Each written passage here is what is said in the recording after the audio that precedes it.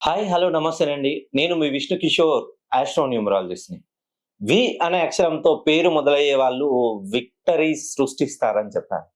So నిన్న రీసెంట్‌గా మనం చూసినట్లయితే తమిళనాడులో ఎ ఎంతో కొంత అనుభవం రాజకీయ ప్రస్థానమే లేని ఒక సినీ నటుడు విజయ్ గారు ఏకంగా ముఖ్యమంత్రి పీఠాన్ని అధిరోహించే అద్భుతమైనటువంటి అవకాశాలను సృష్టించారు.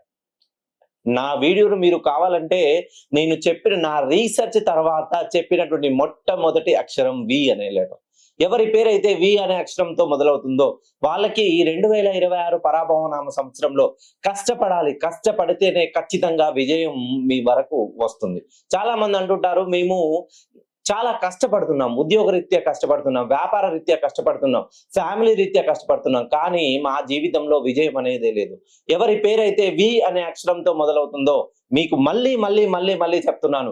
నేను చేసినటువంటి ప్రతి ఒక్క వీడియోలో చెప్పేది అదే. వి అనే అక్షరంతో పేరు మొదలయ్యే వాళ్ళకి విజయ డంకా మోగించడానికి సిద్ధంగా ఉండండి. మీరు ఉద్యోగం చేస్తున్నారా? విదేశాలకు వెళ్ళాలనే ఆలోచనలో ఉన్నారా?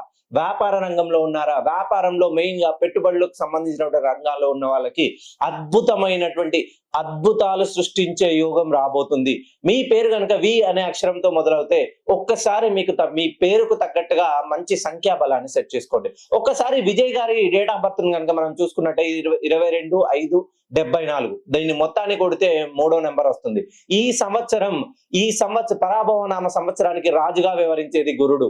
గురుడు యోగిస్తే సాక్షాత్తు ప్రపంచాన్నైనా శాసించేంత స్థాయికి ఎదుగుతారని నేను చెప్పిన మాటల్ని వాస్తవాన్ని ప్రూవ్ చేయడానికి ఇదే నిదర్శనం.